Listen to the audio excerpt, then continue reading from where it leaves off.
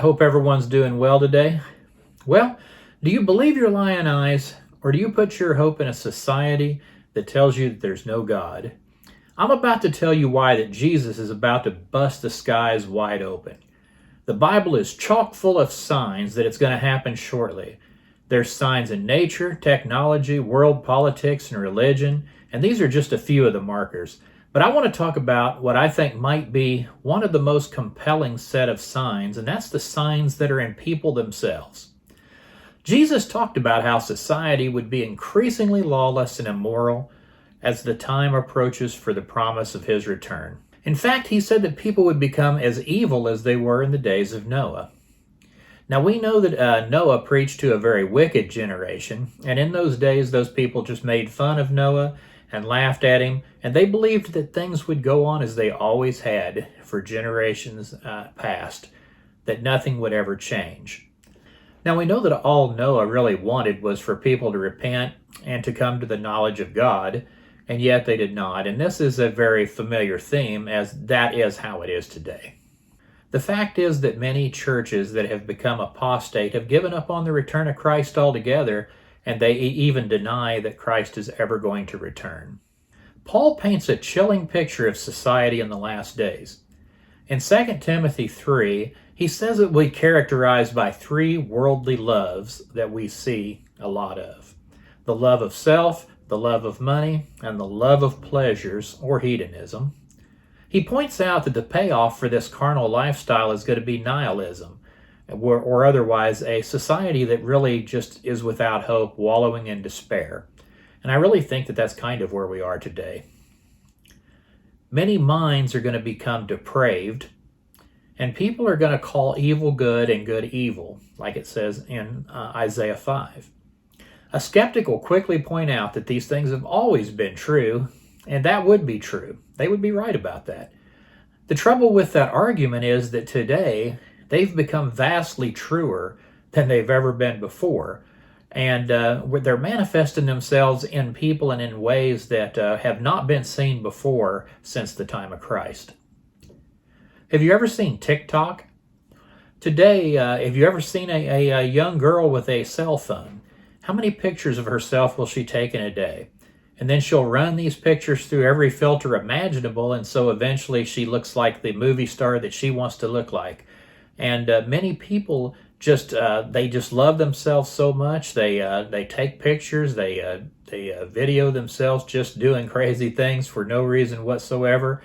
And this wouldn't have been possible in the times past.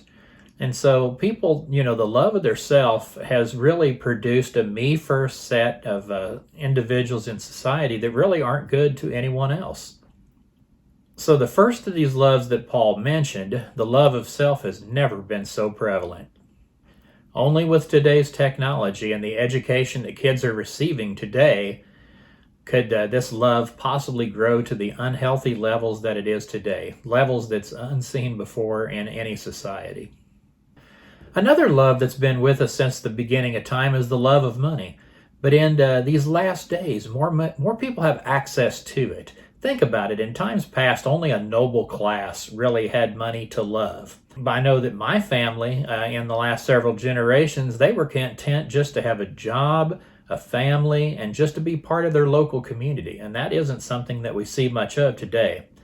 Today, success is a monetary thing, and the monetary sense of success is way more attainable than it used to be. People watch stuff on TV like the Kardashians, and they covet that lifestyle so much. That's why these shows are so famous.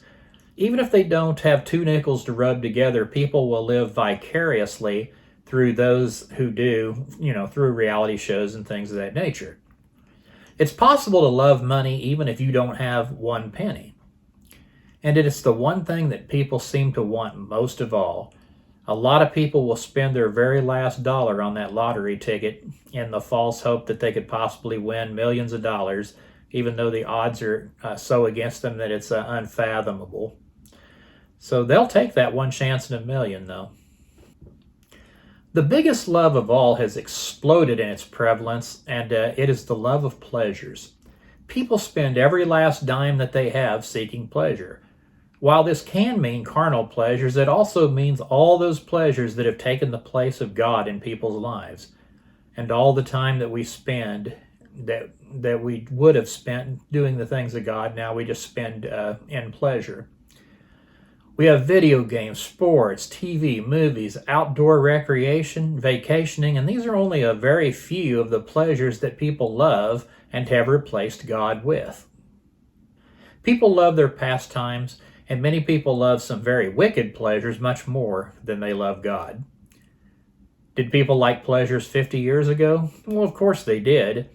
But the rapid rise of more and more ways to entertain ourselves could only take place in our technologically advanced era and these last days in which we live.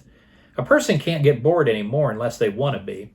Of course, I'm not saying it's bad to be entertained or to enjoy life, but do we enjoy these things more than we enjoy God, more than we enjoy the things of God, our church family?